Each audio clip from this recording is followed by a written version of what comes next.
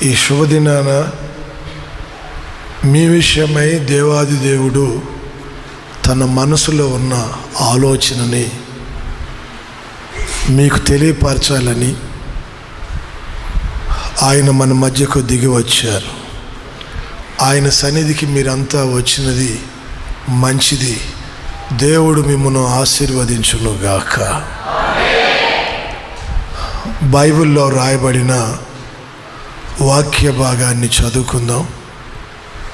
యెహెజ్కేలు గ్రంథం 26వ అధ్యాయం 20వ వచనాన్ని దయచేసి చూడండి.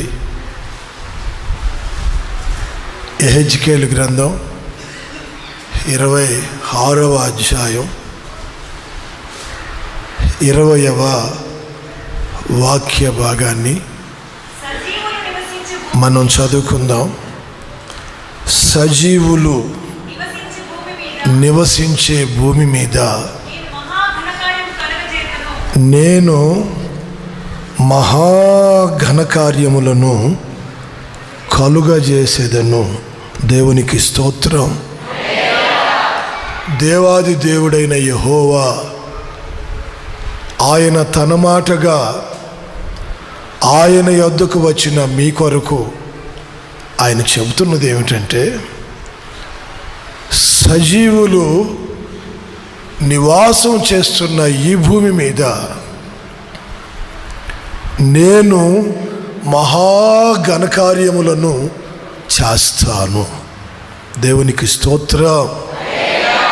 గమనించండి, ఈ భూమి మీద మహాఘనకార్యములు చేస్తాను అని ఆయన చెబుతున్నప్పుడు, ఈ భూమి పైన నివాసం ఉంటున్న నీ జీవితంలో కూడా ఆ కార్యములు చేస్తారు.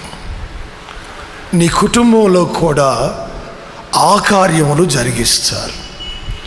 నీ బంధువుల విషయమై, నీ రక్త సంబంధుల విషయంలో, నీ గ్రామంలో కూడా దేవుడు తన కార్యములు చేస్తారు.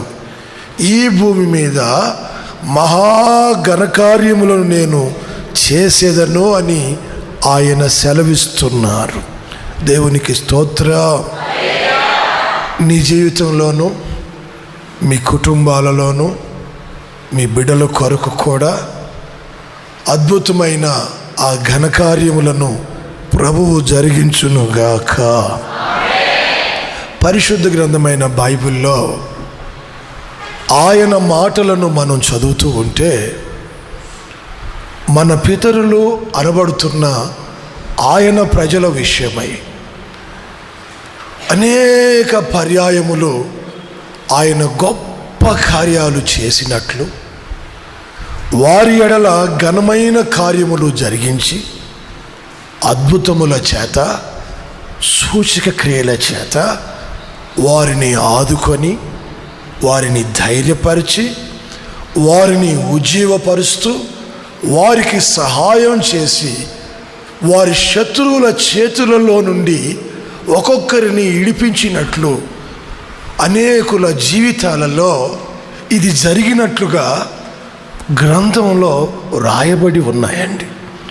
ఆ వాక్య భాగాలు మనం చదివితే ఆదికాండము 41వ అధ్యాయంలో రాయబడిన సంగతులను బట్టి, అది మన పితరుడైన అబ్రహాము, ఆయన కుమారుడైన ఇస్సాకు, ఆయన కుమారుడైన యాకోబు, యాకోబు కుమారులలో ఒకడైన యోసేపును గూర్చి రాయబడిన సంగతులు ఈ 41వ అధ్యాయంలో మనం చదువుతాం.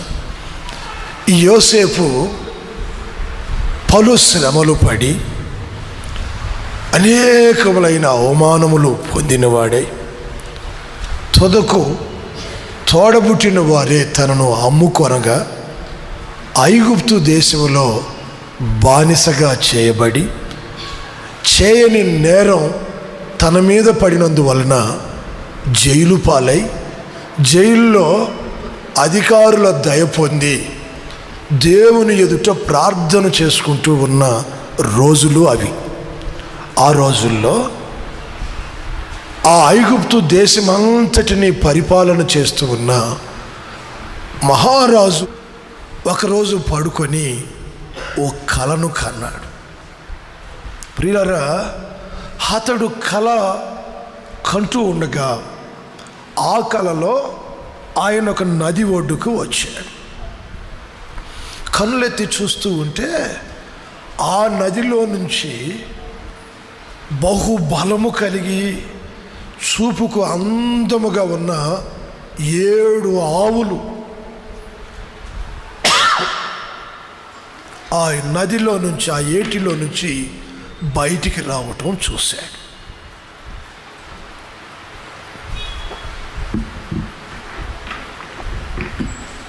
ఆ తర్వాత చూస్తూనే ఉన్నాడండి. బాగా బక్కచిక్కి బహు వికారంగా, చూసేదానికి అసలు ఏమి చూడబుద్ధి కావట్లేదు, బహు వికారంగా ఉన్నాయి. మరొక 7 ఆవులు బయటకు వచ్చాయి. ఈ వెనక వచ్చిన బక్కచిక్కిన 7 ఆవులు ముందు వచ్చిన బలమైన 7 ఆవుల్ని అమాంతంగా మింగివేశాయి. ఆవుల్ని ఉన్నది ఉన్నట్టుగానే మింగేసేసాయండి.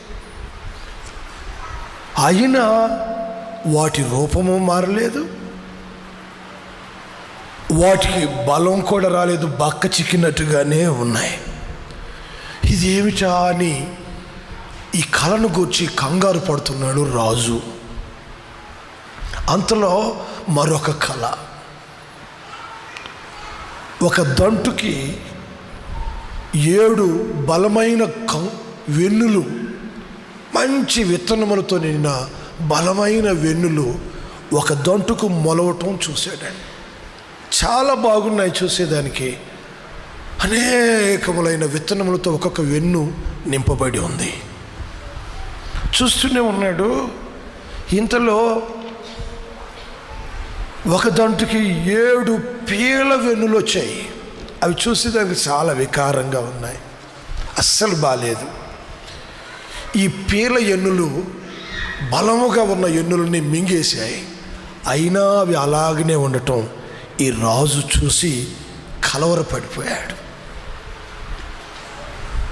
తెల్లవారిన తర్వాత ఆ దేశంలో ఉన్న జ్ఞానులను, శాస్త్రాలు తెలిసిన వారిని, గారడీలు మంత్రతంత్రాలు చేయగలిగిన వారిని పిలిపించి తనకు వచ్చిన కలను గురించి వారితో చెప్పాడు. ఏమిటి దీని భావం,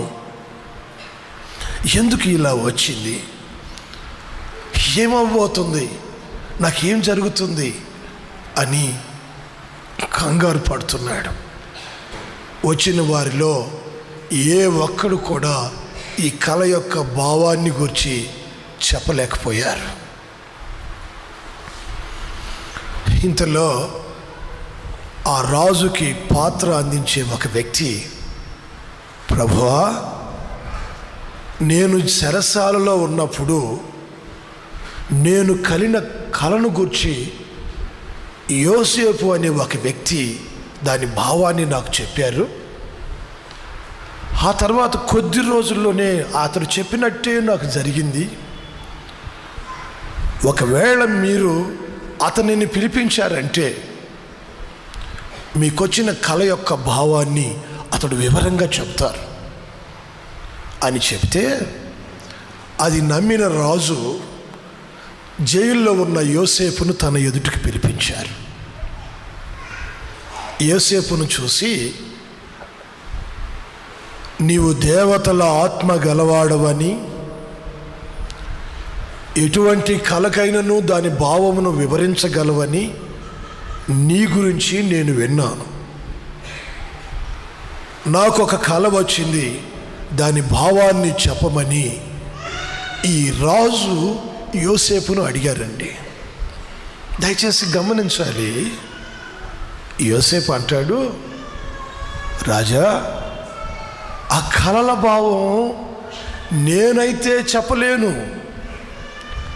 నేను ఆరాధిస్తున్న దేవుడు, నీకు వచ్చిన ఆ కళను గురించి వివరంగా చెప్తారు. ఆ కళ ఏమిటో తెలియచేయండి అని అడిగాడు.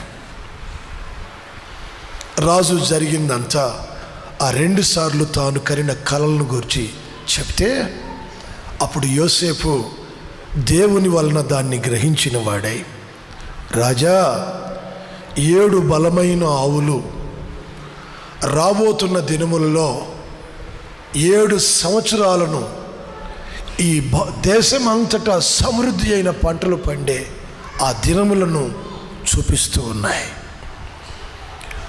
ఆ తర్వాత 7 సంవత్సరాలు బక్క చిక్కి వికారంగా ఉన్న ఆవులేమో 7 సంవత్సరాల పాటు ఈ లోకం మీదకి రాబోతున్న భయానకమైన కరువును చూపిస్తూ ఉన్నాయి. ఆ తర్వాత మీరు కనిన 2వ కలలో కూడా బలమైన వెన్నులు 7, బలహీనమైన వెన్నులు మరి 7. ఆ బలహీనమైనవి బలమైన వాటిని భుజించాయి. సరిగ్గా 2వ కళ కూడా మొదటి దానినే పోలి ఉంది. రాబోతున్న కాలంలో 7 సంవత్సరాల పాటు ఈ ఐగుప్తు దేశమంతటా సర్వ సమృద్ధిగా దేవుడు పంటను పండించబోతున్నారు. ఆ తదుపరి 7 ఏండ్లు భయానకమైన కరువు ఈ లోకాన్ని చుట్టుముడుతూ ఉంది. మీరు గనుక తెలివైన ఒకరిని ఎన్నుకొని 7 సంవత్సరాలు వచ్చే పంటని జాగ్రత్త చేసి దానిని కరువు దినాలలో ఉపయోగించగలిగితే మీరు, మీ రాజ్యము, మీ దేశమంతా క్షేమంగా ఉంటారు. రాబోతున్న కాలంలో దేవుడు దీన్ని త్వరగా నెరవేర్చబోతున్నారు. అందువలన దేవుడు పదే పదే ఈ కలలను మీకు వివరంగా చూపించారు అని యోసేపు మాట్లాడారండి. చదువుదాం ఆ మాటని. 41వ అధ్యాయంలో 32వ వాక్యం. ఆదికాండము 41వ అధ్యాయము 32వ వచనం. ఈ కార్యము దేవుని వలన నిర్ణయించబడినది, ఇది దేవుడు శీఘ్రముగా జరిగించబోతూ ఉన్నారు. అందుచేతనే ఆ కళ రెట్టింపుగా మీకు అనుగ్రహించబడింది అని చెప్పాడు. దయచేసి గమనించండి. యోసేపు చెప్పిన భావాన్ని విన్న ఫరో తన జనులతో ఆలోచన చేసి యోసేపునే తమ దేశం మీద అధికారిగా నియమించుకొని సమృద్ధిగా పండే కాలంలో ఆ దేశం అంతటా వచ్చే ఆ ధాన్యాన్ని నిల్వ చేయమని అడిగాడు. అలా జరిగేలా యోసేపుకు సమస్త విధములైన అధికారాన్ని అప్పచెప్పారండి. ప్రియమైన సహోదరులారా, తర్వాత జరిగిన సంభవాలను మనం ఆ తర్వాత చదువుకుంటూ వస్తే 7 సంవత్సరాల పాటు బహు సమృద్ధిగా పంటలు పండాయి. అన్ని ప్రాంతాలలో బహు సమృద్ధిగా పంటలు పండాయండి.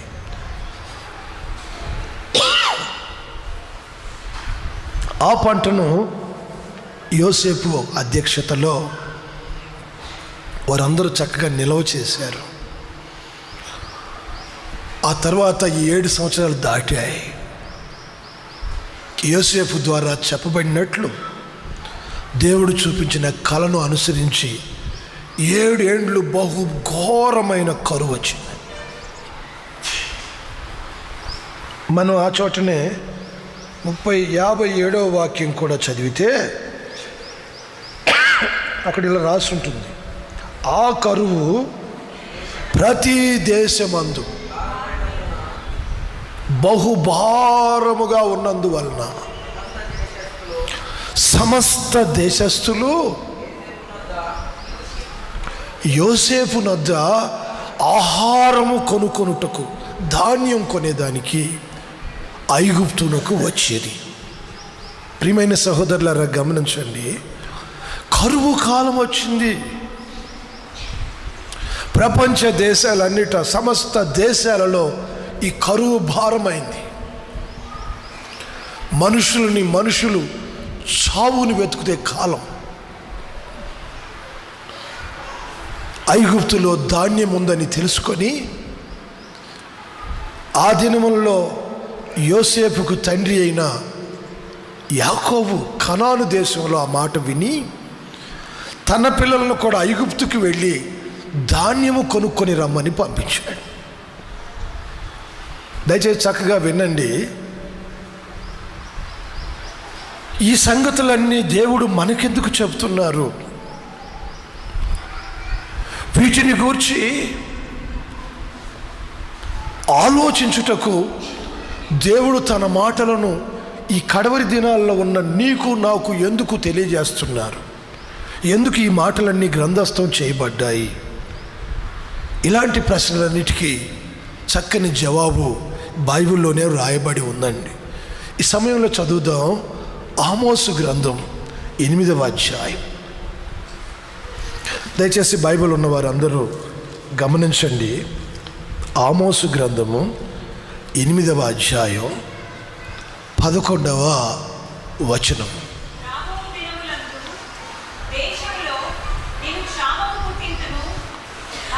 రాబో దినములలో ప్రపంచమంతటా ఈ భూమి మీద బహుక్షామము లేక కరువు పుట్టించబోతున్నాను.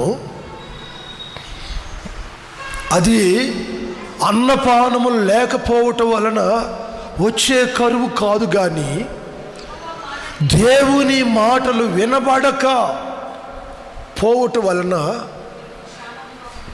మనుషులందరికీ వచ్చే కరువు రాబోతూ ఉంది అని ప్రవక్తల ద్వారా రాబో కాలంలో జరగబోయే వాటిని దేవాది దేవుడు ముందుగానే రాయించి పెట్టారు. ప్రవక్తల ద్వారా దేవుడు రాయించిన ఆ మాటలు ఏ కాలంలో జరుగుతాయి అంటే, సరిగ్గా మనమందరం నివాసం ఉంటున్న ఈ కృపాకాలంలోనే, ఈ దినములు ముగిసేటప్పుడే, ఈ రోజులు గడుస్తూ ఉండగానే బహుక్షామము లేక బహు గొప్పదైన కరువు ఈ ప్రపంచం మీదకి రాబోతుంది. అది ఎలాంటి కరువు? పూర్వము వచ్చినట్టు ఆహారము లేని కరువు కాదు, నీళ్లు లేక వచ్చే కరువు కాదండి. దేవుని వాక్యము లేకపోవటము అనే కరువు ఈ భూప్రపంచాన్ని చుట్టుముట్టబోతూ ఉంది. దయచేసి గమనించండి. కాలములను సమయములను తన ఆధీనమందుంచుకున్న తండ్రి ఈ కృపాకాలం ముగింపులోనో లేక మరి త్వరగానో ఆయన ఈ భూమి మీదకి కరువు పంపించబోతున్నాడు. ఆ రోజుల్లో ఈ సువార్త యావత్తు మూయబడుతుంది. చర్చిలలో గోడల మీద రాసిన వాక్యము కనబడదు. బైబిల్లో ముద్రించబడిన వాక్యము మరుగైపోతుంది. ఊర్లలో చర్చిలు కనబడిన అక్కడ సేవకులు ఉండరు, ఎవరు సువార్తను ప్రకటించరు. బహు బాధాకరమైన కరువు ఈ లోకం మీదకి రాబోతూ ఉంది. ఒకవైపేమో భూమి మీదకి తెగుళ్ళు, మనుషులు చేసిన పాపమునకు తగిన శిక్ష, అపవాది అయిన సాతాను ద్వారా కలిగే శోధనలు, స్వయంకృతాపరాధం వల్ల వచ్చే కష్టాలు మనుషులను వేధిస్తూ ఉంటాయి. అదే సమయంలో దేవుని వాక్యము భూమి మీద నుంచి ఎత్తబడిపోతుంది. చూడండి, ఈ దినములలో అయితే టీవీ ఆన్ చేస్తే అనేక ఛానళ్ళ ద్వారా వాక్యము ప్రకటించబడుతుంది. పేపర్లో వాక్యం కనబడుతుంది, టీవీలలో వాక్యం వినబడుతుంది, రేడియోల్లో వాక్యం ప్రకటించబడుతుంది, చర్చిలలో వాక్యం బోధిస్తున్నారు, సభలలో, గ్రామ కూడికలలో, స్వార్థ ద్వారా ప్రతి చోట వాక్యం వినబడుతుంది. ఐగుప్తులో యోసేపు ఉన్న దినములు యందు 7 ఏండ్లు బహుగా పడిన సంవత్సరములు మనకు కనబడ్డాయి. ఈ కాలంలో బహుగా వాక్యం వినబడుతున్న కాలము మనం గుర్తించాలి. ఎటు వెళ్ళినా దేవుని వాక్యం కనబడుతుంది. అన్ని కులాలు, అన్ని మతాలు, భాషలు మాట్లాడేవారు తమ జీవితాలకు వచ్చిన సమస్యను బట్టో, రోగాన్ని బాగు చేసుకోవాలనో, దయ్యపు చేష్టలలో నుంచి విడుదల పొందాలనో ఏదో ఒక ఆశ కలిగి దేవుని సన్నిధికి వస్తున్నారు. వాక్యం వినబడుతుంది.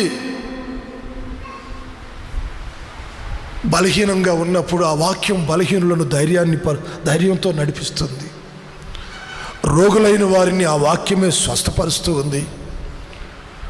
సమస్యల్లో ఉన్న వారికి ఆదరణయు సహాయమును ఆ వాక్యం ద్వారానే పొందుతున్నారు. ఈ రోజున నీవు దుఃఖపడితే నీ కన్నీళ్లు తుడిచేదానికి దేవుని వాక్యము నిన్ను సమీపించే కాలం ఇది. నీ ఇంట్లో శుభకార్యం జరగాలంటే వాక్యం చెబుతున్నారు. నీ ఇంట్లో ఇంకేదైనా కష్టకాలం వచ్చినంటే అక్కడ వాక్యం చెప్పి నిన్ను ధైర్యపరుస్తున్నారు. నువ్వు అధైర్యపడితే వాక్యం చెప్పి నీకు ఆలోచన చెబుతున్నారు. నువ్వు ఒంటరివైతే వాక్యమే నీకు సహాయంగా వస్తుంది. ఈ వాక్యము యేసయ్య చెప్పినట్టుగా దేవుని నోట నుండి వచ్చు మాటలు మనుషులను ఈరోజు బ్రతికిస్తున్నాయి. దేవుడు తీర్చబోయే తీర్పును గూర్చి, మనిషి చేస్తున్న పాపమును గూర్చి ఒప్పించేలా వాక్యం ప్రకటిస్తున్నారు. ప్రేమించే వాక్యము, క్షమించే వాక్యము, ధైర్యపరిచే వాక్యము, హెచ్చరించే వాక్యము, పరలోక రాజ్యమును గూర్చి దర్శనమిచ్చే వాక్యము, నీతిగా నడిపించే వాక్యము, పవిత్రమైన మార్గాన్ని చూపించే వాక్యము ఈ రోజుల్లో సమృద్ధిగా మీ అందరికీ బోధించబడుతుంది. Praise the lord. హల్లెలూయా. నువ్వు గుర్తించాలి, ఈ తరువాత కొద్ది రోజుల తరువాత ఈ వాక్యము ముగించబడుతుంది. మన పితరులు అది ఎరిగే ఆంధ్ర క్రైస్తవ కీర్తనలలో చక్కని పాటలు పాడారు. ఈ సువార్త మూయబడును, వాక్యమే కరువగును. ఈ సువార్త మూయబడే రోజులు వస్తున్నాయని మనకంటే ముందుగా ప్రభువుని ఎరిగిన భక్తులు దైవ వాక్యం ద్వారా గ్రహించి పాటలు పాడుతూ ఆదరించబడ్డారు. వాక్యం చేత ధైర్యాన్ని తెచ్చుకున్నారు. ప్రియమైన సహోదరులారా, ఈ రోజుల్లో నీ కొరకు, నీ సంతానం కొరకు, నీ ఉద్యోగం, నీ వ్యాపారం, వ్యవసాయం, నీ పిల్లల చదువులు, నీ ఇంట్లో సమాధానం, నీ ఒంటికి రక్షణ, నీ ఆత్మకు జీవం, రాబోయే కాలంలో పరిశుద్ధత, పరలోకం, ఇలా ప్రతి దానిని గురించి వాక్యము నీకు బోధించబడుతుంది. సర్వ సమృద్ధి. మనసుకు నెమ్మది లేకపోయినా నీకు నెమ్మది కలిగేలా వాక్యం ప్రకటించబడుతుంది. అన్ని రకాలుగా వాక్యం ప్రకటించబడుతూనే ఉంది. యోసేపు దినములలో సమృద్ధిగా పడినప్పుడు వారు ధాన్యమును నిల్వ చేసిన ఆ పద్ధతి ప్రకారం ఈ వాక్యము ప్రకటించబడుతున్న ఈ రోజులలోనే నీ గుండెల నిండా దేవునికి స్తోత్రం, నీ రక్తము నిండుగా, హల్లెలూయా, నీ నరనరాలలో దేవుని వాక్యమును నింపుకోవాలి. ఆ వాక్యము నీ పాదములకు దీపమై నడిపించాలి. ఆ వాక్యము నీ కనులకు కాటుక కావాలి.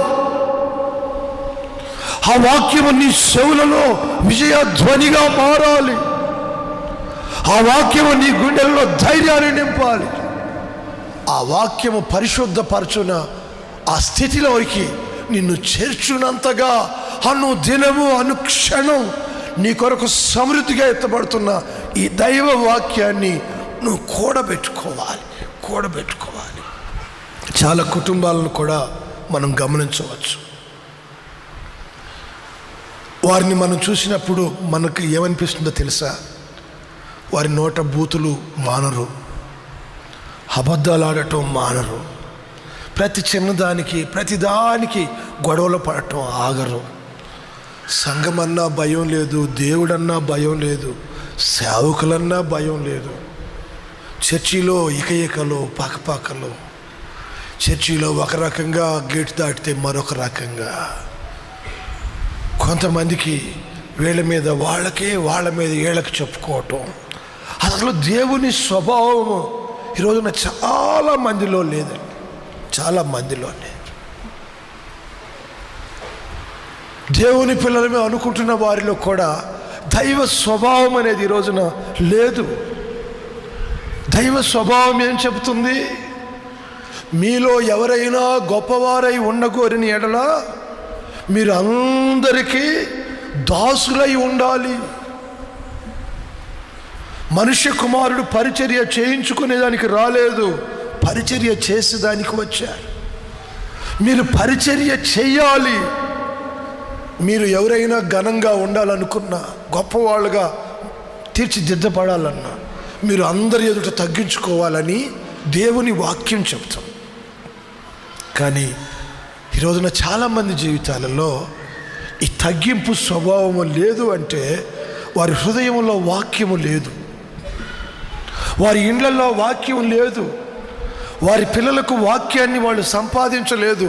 ఈరోజున డబ్బు సంపాదించేవాడు ఉన్నాడు, భోజనం సంపాదించుకుంటున్నారు, బట్టలు సంపాదించుకుంటున్నారు, మంచి పేరు సంపాదించుకుంటున్నారు. తెలివితేటల కోసం ఆ పుస్తకాలు ఈ పుస్తకాలు, ఆ ఛానల్ ఈ ఛానల్ తిప్పుతూనే ఉన్నారు. కానీ నీకు క్షేమాన్ని కలుగజేసే దేవుని వాక్యాన్ని మాత్రం అనేకులు సంపాదించుకోలేకపోతున్నారండి. సామెతల గ్రంథకర్త ఏమని రాస్తాడో తెలుసా? దేవుని వాక్కు లేని ఎడల కట్టు లేకుండా తిరుగుతారు. దేవోక్తి లేని ఎడల ప్రజలు కట్టు లేకుండా తిరుగుతారు. అంటే హద్దులు లేవు. ఆదివారం దేవునికి భయపడేది లేదు, కుటుంబంలో సమాధానంగా జీవించేది లేదు, దేవుని వాక్యానుసారంగా భార్యాభర్తల కాపురాలు లేవు, వాక్యానుసారంగా పిల్లల్ని పెంచే పెంపకము లేదు. దేవుని మాట విని దేవుని కొరకు జీవితాలు సరిచేసుకునే పద్ధతులు ఈరోజు చాలామందిలో మనకు కనబడవండి. వాటి కారణం ఏమిటంటే దేవుని వాక్యం వాళ్ళు సంపాదించుకోలేదు, దేవుని వాక్యం కూడబెట్టుకోవట్లేదు. పంట పండుతుంది కానీ ధాన్యం కూడబెట్టలేదు. ఐగుప్తీయులు కొంతమంది వేరే దేశాల్లో పండిందండి, వాళ్ళు కూడబెట్టలా, ఐగుప్తీయులు కూడబెట్టుకున్నారంట. వాక్యం వినబడుతుంది, కొంతమంది దేవుని వాక్యాన్ని సంపాదించుకుంటున్నారు, వాక్యానుసారంగా మాట్లాడుతున్నారు. కొంతమందికి వాక్యమే లేదు, తెల్ల బట్టలు వేసుకున్నా వాక్యం లేదు, ఈ రంగు డ్రెస్సులు వేసుకున్నా వాక్యం లేదు, చర్చికి వచ్చి పెడుతున్నా వాక్యం లేదు. లేదండి, గోడల మీద రాసుకునే దానికి ఇళ్లలో కనబడుతుంది, అప్పుడప్పుడు చూసేదానికి టీవీలో కనబడుతుంది, లేదంటే జేబులో ఒక స్టిక్కర్ కనబడుతుంది. ఇంతకు మించి గుండెలలో మాత్రం దేవుని వాక్యం లేనందువలన మనుషులు కట్టు లేకుండా తిరుగుతున్నారండి. వాక్యమై ఉన్న దేవుడు చెప్పే మాట ఏమిటంటే, ఈ వాక్యపు సమృద్ధి కలిగిన దినములలో మీరు దేవుని వాక్యమును కూడబెట్టుకోగలిగితే లేక సంపాదించుకోగలిగితే ఆ వాక్యము మీ ఒక్కొక్కరి జీవితములలో అద్భుతములను, ఆశ్చర్య కార్యములను, ఘనకార్యములను, మహాఘనకార్యములను జరిగిస్తుంది. దేవునికి స్తోత్రం. ఆ వాక్యము మీ జీవితాలలో అద్భుతాలు చేస్తుంది, ఘనకార్యాలు జరిగిస్తుంది. ఆ వాక్యమే మీ జీవితాలను సరిదిద్దుతుంది, మిమ్మల్ని అనేకులకు సాక్షులుగా నిలబెడుతుంది. ఆయన అంటారు, ఏ కుటుంబంలో దేవుని వాక్యము నిలిచి ఉంటుందో, ఏ వ్యక్తుల జీవితాలు వాక్యమును అనుసరించి కొనసాగుతాయో వారిలో నేను అద్భుతములు చేస్తాను, ఆశ్చర్య కార్యములు చేస్తాను, మహాఘనకార్యములు చేస్తానని ఆయన సెలవిస్తున్నారు. ఆమేన్. ఒక చిన్న మాట గమనించండి. ఈ రోజున పాస్టర్లు చెప్పుకుంటూనే ఉంటారు, బైబిల్లో రాసే ఉంటుంది, మా మట్టుకు మేము వస్తూనే ఉంటాం, వెళుతూనే ఉంటాం, మేము మారం, మేము ఇంతేను, ఎవడు చెప్పినా నేను వినేది లేదు, నాకు నచ్చినట్టు నేనే చేస్తాను అని ఈరోజున కొంతమంది తమకు నచ్చిన మార్గాల్లో నడుస్తున్నారు. దయచేసి గమనించండి. సామెతల గ్రంథం 1వ అధ్యాయం 22వ వాక్యం నుండి కనుక మీరు చదువుకుంటూ వస్తే అక్కడ రాయబడిన మాటలు కేవలం మీకోసమే. చూడండి, సామెతల 1వ గ్రంథం 22వ వాక్యం నుండి.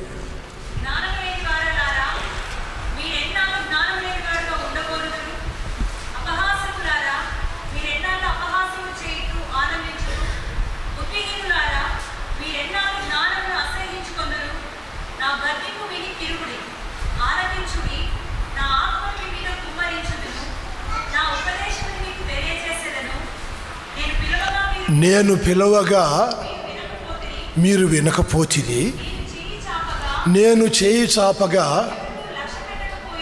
ఏ ఒక్కరూ లక్ష్య పెట్టలేదు, నేను చెప్పిన బోధ ఏది మీరు వినక తోసివేసితిరి, నేను గద్దించగా మీరు లోబడకపోతిరి, కాబట్టి నీకు అపాయము కలుగునప్పుడు నేను నవ్వేదను, మీకు భయము వచ్చినప్పుడు నేను అపహాస్యము చేసేదను.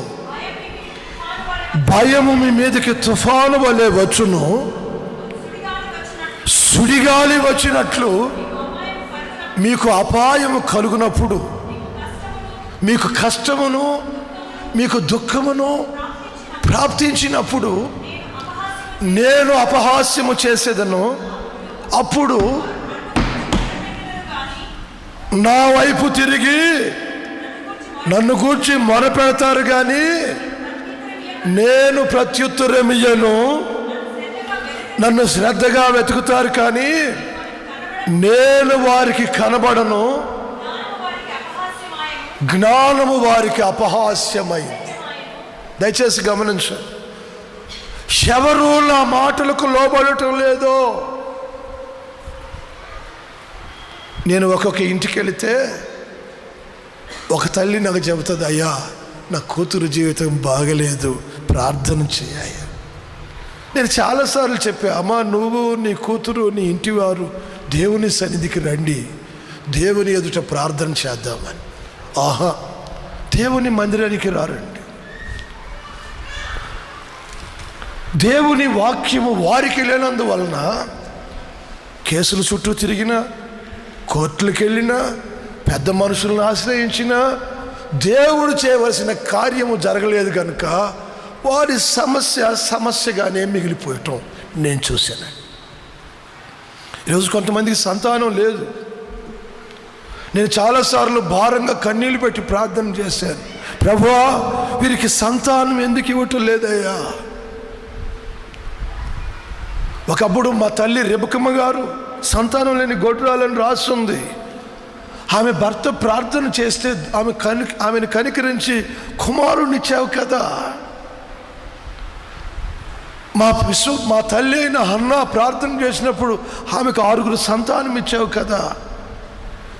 ప్రార్థన చేయగా రాహేలు గొడ్రాలని రాస్తుంది, ప్రార్థన చేయగా వారిని స్వస్థపరిచి వారికి సంతానం ఇచ్చావు కదా, వీళ్ళకెందుకు సంతానం ఇవ్వట్లేదయ్యా అని ప్రార్థన చేస్తే ఇర్మియా గ్రంథంలోని వాక్యము ద్వారా ఆయన చెప్పారు, వారు తమ మార్గములను విడిచి నా వద్దకు రారు గనుక, తమకు నచ్చిన మాటలను వాళ్ళు విడిచిపెట్టి నా మాట చేర్చుకోరు గనుక వారికి నచ్చిన త్రోవల్లో వాడు నడుస్తున్నారు కనుక నేను వారికి సంతానం లేని వారిగా చేస్తున్నాను అని ఆయన మాట్లాడిన మాటలు ఇర్మియా గ్రంథం చూడండి. ఎక్కడ మాటలు? ఇర్మియా గ్రంథం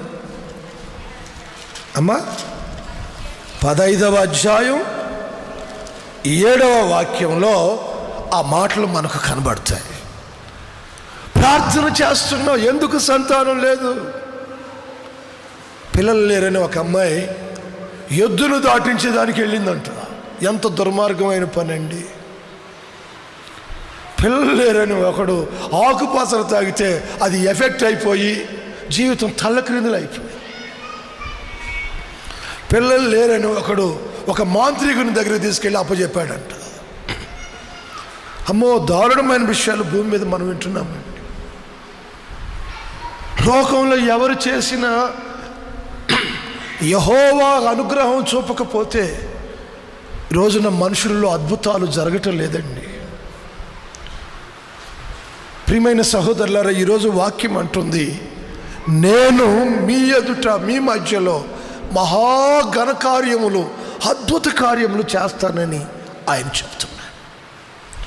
ఆయన అద్భుతం చేసేటట్లుగా మీలో ప్రతి వారు దేవుని వాక్యమును కూడబెట్టుకోండి. ప్రైజ్లా. వాక్యమునకు మిమ్మల్ని మీరు అప్పచెప్పుకోండి. వాక్యమును కలిగిన వారై సంపాదించుకోనండి. ఆ వాక్యానుసారంగా మీ జీవితాలు సరిదిద్దుకోనండి. అప్పుడు నీ జీవితంలో ఆయన అద్భుతం చేస్తారు, ఒక సూచక్రియ చేస్తారు, నిన్ను స్వస్థపరిచి నీ జీవితంలో ఘనకార్యములు మొదలు పెడతారు. ఆమేన్. ఈరోజున చాలా కుటుంబాలలో భర్తలు మారలేదు, భార్యలు మారలేదు, పిల్లలు మారలేదు, చేసే వ్యవసాయం కలిసి రావట్లేదు, ఉద్యోగాలు లాభదాయకంగా లేవు, పిల్లలున్న సమాధానం లేదు, భార్యాభర్తల మధ్య నెమ్మది లేదు, కుటుంబంలో ఏ రోజు ఏమవుతుందో తెలియని గందరగోళం ఈరోజు అనేకులను వెంబడిస్తుంది. చాలా కుటుంబాలలో పిల్లలకు పెళ్ళిళ్ళు కావట్లేదు. పిల్లలకు పెళ్ళిళ్ళు అయ్యాయనుకుంటే ఆ పిల్లల సంసారం సరిపోక లేదు. బతికినా కష్టంగానే ఉంది, చచ్చిపోయినా కష్టంగానే ఉందని అంటుంటారు చూడండి. ఉన్నా కష్టమే, లేకపోయినా కష్టమే అని. ఆ విధంగా రకరకాల కష్టాలు, రకరకాల ఇబ్బందులు ఈరోజున మనుషులను చుట్టుముట్టి లోకాన్ని ఆవరించి బహు బాధ పెడుతూ ఉన్నాయి. ప్రియమైన సహోదరులారా, వాక్యం అంటుంది, మీరు దేవుని మాటను సంపాదించుకొని దేవుని ఆజ్ఞలు గైకొని దేవుని వాక్యానుసారంగా మీ మార్గములను విడిచి దేవుని వైపు తిరగగలిగితే ఆయన నీ జీవితంలో అద్భుతం చేసి నీ వలన ఏమేమి కాలేదో, ఇన్ని సంవత్సరాలు దేని కొరకు నువ్వు ఎదురు చూసావో, నీకు ఏది అవమానాన్ని తెచ్చిపెడుతుందో దాన్ని బాగు చేసి నీ కుటుంబంలో, నీ వ్యక్తిగత జీవితంలో ఘనకార్యము చేసి నిన్ను ఆశీర్వాదంగా నిలబెట్టాలని ఆయన ఉద్దేశము కలిగి ఉన్నారు. దేవునికి స్తోత్రం. హల్లెలూయా. ఈ రాబోయే కరువును గురించే మాట్లాడుతున్నారు ఆయన. ఐగుప్తులో గొప్ప ఘనకార్యం దేవుడు చేసి ఆ ప్రజలందరినీ ఆయన కాపాడారు. మీ జీవితాల్లో కూడా మీ ఎడల అద్భుతమైన కార్యములు చేసి ఆయన మిమ్మును, మీ కుటుంబములను కాపాడాలని ఆయన ఆశపడుతున్నారు. ధాన్యం ఉంది కనుక వారు బతికారు, తిన్నారు, బతికారు. దేవుని వాక్యం ఉంటేనే మీరు సమాధానంగా బ్రతుకుతారండి. ఈ విషయాన్ని గుర్తుపట్టండి. రెండో విషయం కూడా మీకు చెప్తాను చూడండి. నిర్గమకాండం 34వ అధ్యాయం 10వ వచనం. నిర్గమకాండము 34వ అధ్యాయం 10వ వాక్యం.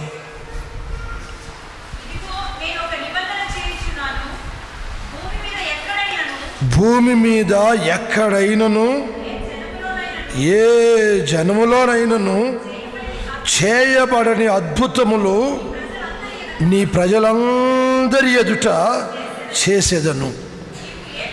నీవు ఏ ప్రజల నడుమ ఉన్నావో ఆ ప్రజలందరూ యెహోవా కార్యమును చూసేదరు. నేను నీ ఎడల చేయబోవున్నది భయంకరమైనది. తర్వాత వచనాలు మనం గమనిస్తే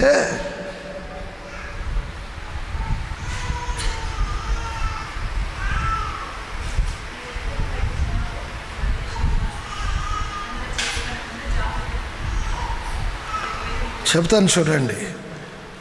దేవాది దేవుడు ఇశ్రాయేలీయులతో మాట్లాడిన మాటలండి ఇవి. ఇదిగో మీ మధ్యలో నేను అద్భుతాలు చేస్తాను, ఘనకార్యములు జరిగిస్తాను. నీ జనం చూస్తూ ఉండగా వారి మధ్యలో నీ పట్ల అద్భుతమైన కార్యములు నేను చేస్తాను. ఇశ్రాయేలు నీ పట్ల ఘనకార్యములు జరిగిస్తానని ఈ చోట ఆయన చెప్పినట్టుగా రాస్తుంది.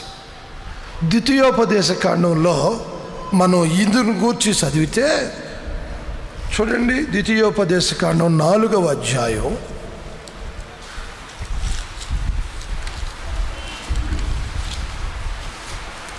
32వ వాక్యం చూడండి.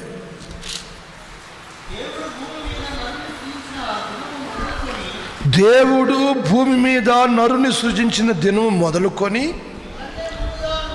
మీకంటే ముందుగా ఉండిన మునుపటి దినములలో ఆకాశము యొక్క ఈ దిక్కు నుండి ఆకాశము యొక్క ఆ దిక్కు వరకు ఇటు గొప్ప కార్యములు జరిగినా, దీని వంటి వార్త వినబడినా అని నీవు అడుగుము.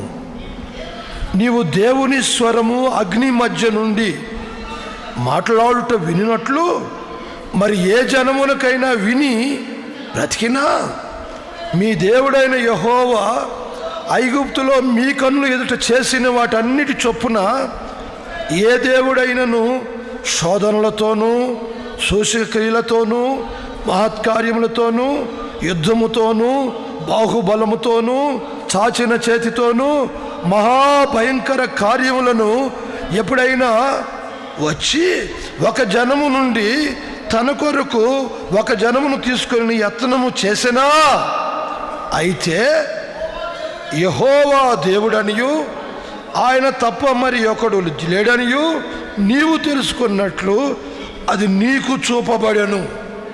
దేవునికి స్తోత్రం. మన పితరుల దినములలో ఆయన అగ్నిలో నుండి మాట్లాడితే ఇశ్రాయేలీయులందరూ ఆయన స్వరం విన్నారు, అగ్నిని చూశారు. ధూప మేఘములతో అగ్నిమయమైన జ్వాలలు. అక్కడ మాట్లాడిన దేవుని స్వరూపాన్ని సమస్త జనములు చూశారు. వారు అనుభవిస్తున్న బాధలన్నిటిలో నుంచి, ఐగుప్తు దాస్యమను కాడి క్రింద నుండి దేవుడు తన దాసుని నియమించి ఆ చెర నుండి వారిని విమోచించి వారిని బయటకు తీసుకొచ్చాడు. ఎలా తీసుకొచ్చాడు? అద్భుతములు చేశారు. నీళ్లను రక్తముగా మార్చారు, దుమ్ముని పేలవలే చేశారు, గాలి విసిరితే మిడతల దండ్లు వచ్చేసాయి. ఎన్ని అద్భుతాలు చేశాడండి! 10 రకాల అద్భుతములు, ఆశ్చర్య కార్యాలు ఐగుప్తులు ఆయన చేశాడు. ఒకే రోజు ఇశ్రాయేలీయులు ఉంటున్న ఆ ఒక ప్రాంతంలోనేమో మహా వెలుగు, అదే సమయంలో ఐగుప్తు దేశమంతటా గొప్ప చీకటి. ఒకే సమయంలో ఎలా సాధ్యమండి? అద్భుతమైన కార్యములు చేశారు. ఐగుప్తులో ఉన్న పశువులు, పక్షులు, మనుషుల్లో ఉన్న తొలిసులంతా ఒకేసారి చచ్చారు. ఇశ్రాయేలీయులు అందరూ బతుకున్నారు. ఎలా అండి? ఎంత ఘనకార్యములు చేశారండి! లోకంలో ఎవరైనా ఇలాంటివి చేశారా? ఎక్కడైనా ఇవి జరిగినట్టు మీరు విన్నారా? ఆ ఘనకార్యములను నీ జీవితంలో కూడా నెరవేర్చాలని, నీ కుటుంబంలో వాటిని సమకూర్చాలని, నిన్ను ఆ దిశగా అద్భుతమైన మార్గంలో నడిపించాలని ఆయన నీకు కలిగిన రక్త మాంసముల ముద్దగా ఆయన పరలోకం విడిచిపెట్టి భూమి మీదకి వచ్చారు. దేవునికి స్తోత్రం.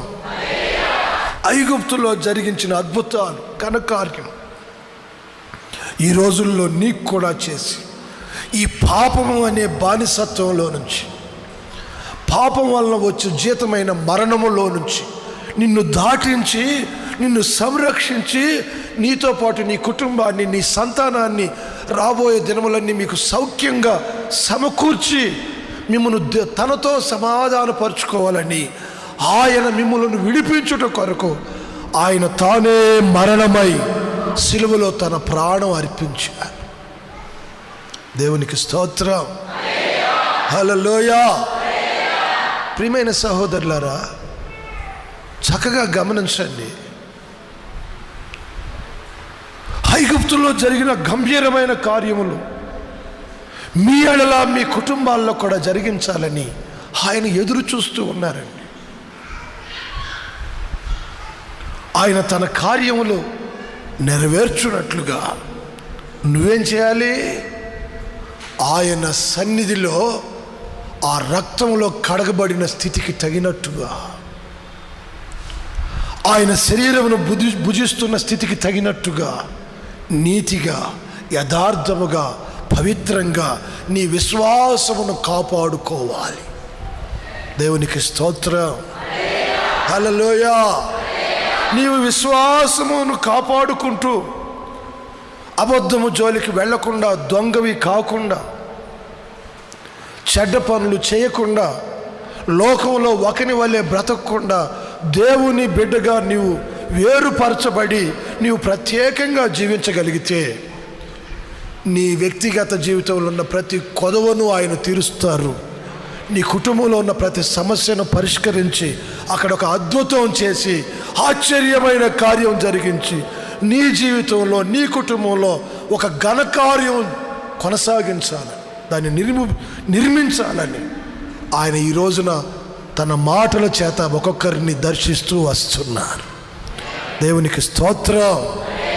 హల్లెలూయా. ఆయన చెప్పారు, ఈ భూమి మీద నేను మహాఘనకార్యములను చేస్తాను. మొదటిది మీరు విన్నారు, ధాన్యము సమృద్ధిగా ఉన్నందువలన, ఆ ధాన్యము సమకూర్చుకొని వారు దాన్ని తిన్నందువలన వారు బతికారు. అలాగే దేవుని వాక్యమును సమృద్ధిగా విత్తబడుతున్న ఈ రోజుల్లో దాన్ని సమకూర్చుకొని వాక్యానుసారంగా మీరు జీవించగలిగితే నీ జీవితంలో అద్భుతములు చేసి ఆశ్చర్య కార్యములు జరిగించి నిన్ను, నీ కుటుంబాన్ని ఆయన మహిమ కొరకు సిద్ధపరుస్తానని ఆయన సెలవిస్తున్నారు. దేవునికి స్తోత్రం. హల్లెలూయా. రెండవది మీరు విన్నారు, దేవుడు గంభీరమైన కార్యములు జరిగించారని, ఐగుప్తీయుల ఎదుట ఆ బానిసత్వంలో నుంచి ఇశ్రాయేలీయులను, తన జనములను వేరు చేసి వారికి శాశ్వతమైన స్వాస్థ్యం అప్పగించారని నీవు తెలుసుకొని అక్కడ చేసిన అద్భుతములు, మహత్కార్యముల ద్వారా వారిని ఎలా విడిపించారో ఈ భూమి మీద ఉండగా విశ్వాసిగా నీ జీవితంలో కూడా అద్భుతంలో మహత్కార్యాలు చేసి నీ శత్రువులను వెళ్ళగొట్టి, నీ రోగాలను తొలగించి, నీ భయం తీసివేసి, నీ పేదరికాన్ని గద్దించి, నీకు అసమాధానం లేకుండా సమాధానపరిచి, నీకు, నీ పిల్లలకు, నీ కుటుంబంలో అద్భుతమైన కార్యములు స్థిరపరిచి ఐగుప్తులోంచి వారిని బయటకు తెచ్చినట్టుగా ఈ లోకపు జీవితంలోంచి మిమ్మల్ని బయటకు తీసుకొచ్చి పరమ కానాను చేర్చుటకు ఆ ప్రభువే గొర్రెపిల్లగా బలి అయి తన ప్రాణం అర్పించారు. దేవునికి స్తోత్రం. మరి ఆ ఘనకార్యములు నీ జీవితంలో నెరవేరేటట్లుగా పాపము లేని వ్యక్తిగా యేసు రక్తంలో కడుక్కోవాలి. అబద్ధం ఆడకుండా జాగ్రత్త పడాలి. దొంగిలకుండా, దేవుని మందిరాన్ని అవమానపరచకుండా, వాక్యమునకు అవిధేయుడవు కాకుండా నిన్ను నీవు జాగ్రత్త చేసుకొని ఆ నిర్దోషమైన రక్తంలో కడగబడితే నీ జీవితంలో ఆయన అద్భుతములు, ఆశ్చర్య కార్యములు, ఘనకార్యములు ఆయన జరిగిస్తాను అని తెలియపరుస్తున్నారు. ఆమేన్. మూడవ సంగతి కూడా చెప్తాను. అదేమిటంటే దానియేలు గ్రంథం 6వ అధ్యాయం 25, 27 వచనాలు. దానియేలు గ్రంథము 4వ అధ్యాయం 6వ అధ్యాయం 25, 27 వాక్యాలు త్వరగా చూడండి.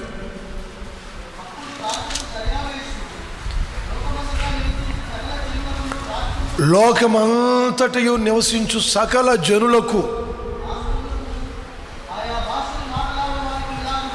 రాష్ట్రములకును ఆయా భాషలు మాట్లాడు వారికి తెలియజేయునది ఏమనగా,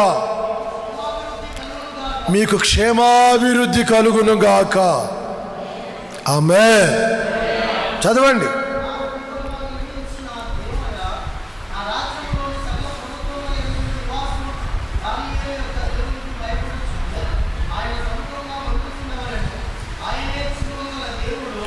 నా సముఖమున నియమించిన దేమనగా, నా రాజ్యములోని సకల ప్రభుత్వముల యందుండు నివాసులు దానియేలు యొక్క దేవునికి భయపడుచు ఆయన సముఖమున వణుకుచూ ఉండవలెను.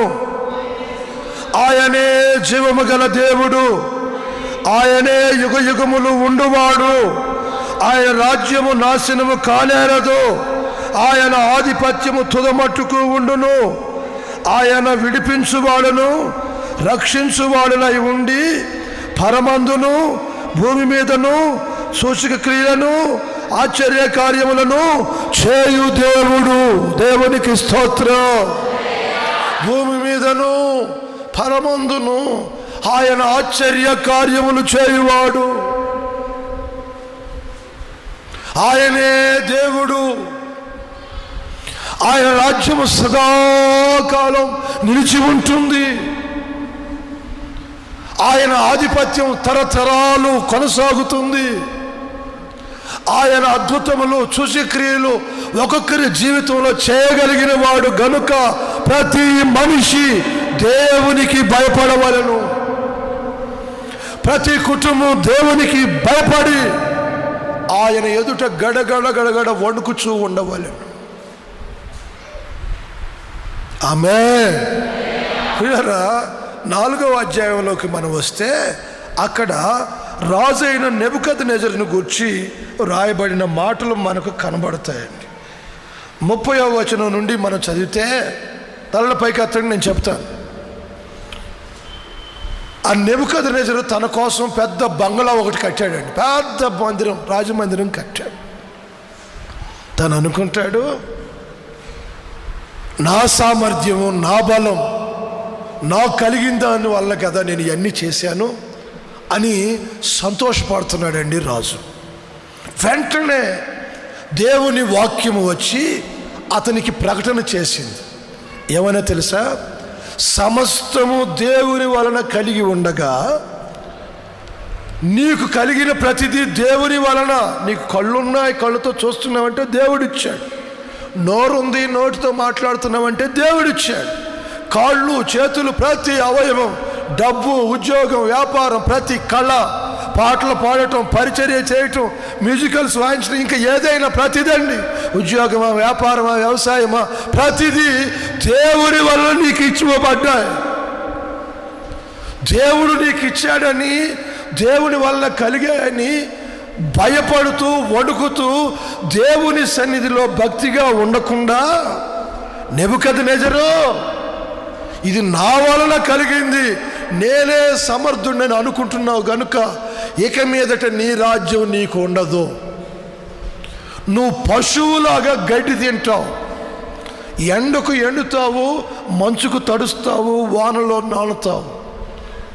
నువ్వు బుద్ధి మార్చుకొని పశ్చాత్తాపడే వరకు నువ్వు అడవిలో జంతువులు తిరిగినట్టు తిరుగుతావు అని వాక్యం అతన్ని హెచ్చరించి. ఆ నెబుకద్నెజరు క్రిస్టియన్ కాదండి, ఇశ్రాయేలీయుడు కాదు.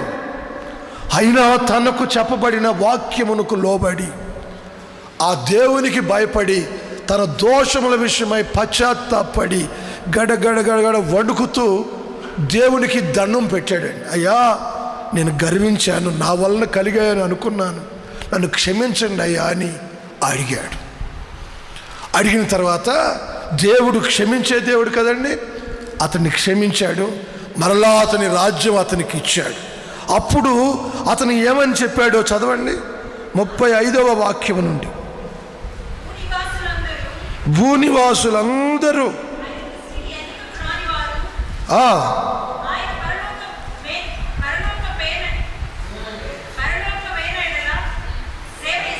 భూనివాసులందరూ ఆయన దృష్టికి ఎన్నికకు రానివారు, ఆయన పరలోక సేనల ఎడల, భూనివాసుల ఎడల తన చిత్తము చొప్పున జరిగించువాడు, ఆయన చేయి పట్టుకొని నీవేమి చేయుచున్నావని ఆయనతో చెప్పువాడు ఎవడును సమర్థుడు కాడు. ఆ సమయమందు నాకు బుద్ధి మరలా నాకు వచ్చెను, రాజ్య సంబంధమగు ప్రభావమును నా ఘనతను నా తేజస్సును నాకు కలిగెను.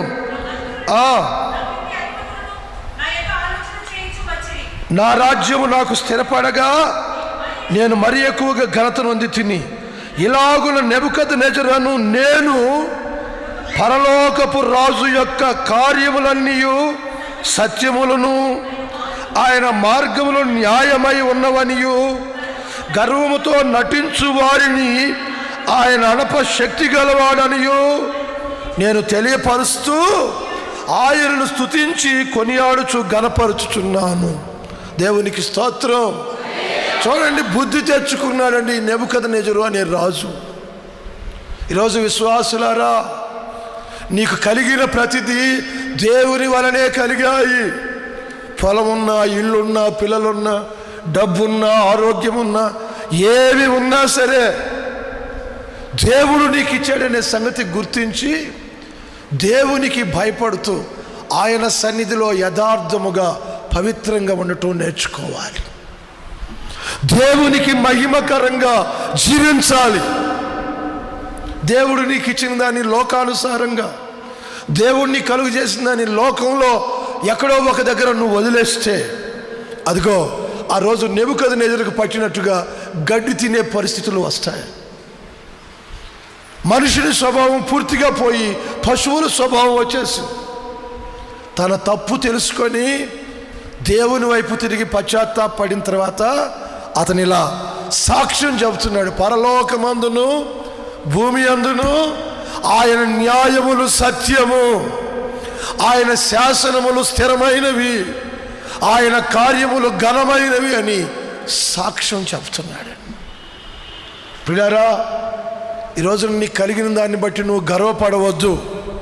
మరి ఎక్కువగా దేవునికి భయపడి విజేయత నేర్చుకో, దేవుని పాదాల దగ్గర తగ్గించుకో. అప్పుడే నీ వ్యక్తిగత జీవితంలో దేవుడు అద్భుత కార్యములు చేస్తాడు. నీ కుటుంబంలో దేవుడు ఘనకార్యములు ప్రారంభిస్తారు. నీవు ఆశించినది యావత్తు మీకు ఆయన అనుగ్రహిస్తారు. ప్రభు ఈ మాటలన్నీ మన మధ్యలో నీ కొరకు ఆయన రూఢిపరచును గాక. దయచేసి అందరూ తలలు వంచండి, అందరూ తలలు వంచి కన్నులు మూయాలండి. అందరూ తలలు వంచి కన్నులు మూయండి. ఉన్న చోటనే మీ రెండు చేతులు పైకి చాపండి. అందరూ తలలు వంచి కన్నులు మూయాలి. మీ రెండు చేతులు పైకి చాపి, ప్రభువా, ఈ శుభదినం మాకు అనుగ్రహించినందుకు మీకు వందనములయ్యా. Thank you master, thank you lord of లా.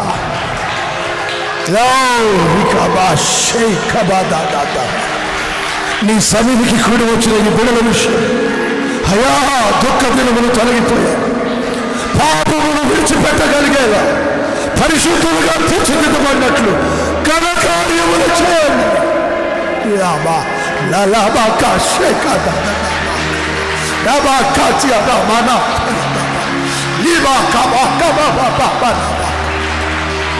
రూపాంతరం కలుగునట్లు ఘనకార్యములు చేయండి. వాక్యపు సమృద్ధి కలిగిన వారిలో ఘనకార్యములు చేస్తావని రక్తంలో కడగబడి నిర్దోషులుగా మారిన వారు ఘనకార్యములతో అలంకరిస్తాం. మీకు భయపడుతూ ఎదుట విధేయత కలిగిన వారిని వారి కుటుంబాలలోనూ ఘనకార్యములు చేయదునని మీరు సెలవిచ్చినందుకు స్తోత్రం. ఈ ప్రజలందరూ అట్టివారుగా మారుటకు సహాయం చేయండి. Thank you master. మీ సన్నిధి కూడి వచ్చిన బిడ్డలందరినీ మీ చేతుల్లో పెడుతున్నాను. ఆశీర్వదించండి. ఆరోగ్యమును సమాధానమును కలుగు చేసి మీ వాక్యమును అనుసరించి జీవించేలా ప్రతి ఒక్కరికి సహాయం చేయండి. సమస్త కీడు నుండి దాటించండి. మహిమ ఘనత ప్రభావములు మీరే పొందమని చిన్నపిల్లలను యవన బిడ్డలను ప్రతి జనములను మీకు అప్పచెబుతుండగా రాబోయే కాలం అంతయు నడిపించమని నజరేయుడగు యేసు నామములో అడుగుచూ ఉన్నాను తండ్రి, ఆమేన్. మన ప్రభు అయిన యేసుక్రీస్తు కృప, తండ్రి అయిన దేవుని ప్రేమ, పరిశుద్ధాత్ముని సమాధానము సన్నిధి కూడి వచ్చిన ఒక్కొక్కరికి సకల పరిశుద్ధులకు సదా తోడై నడిపించునుగాక. ఆమేన్.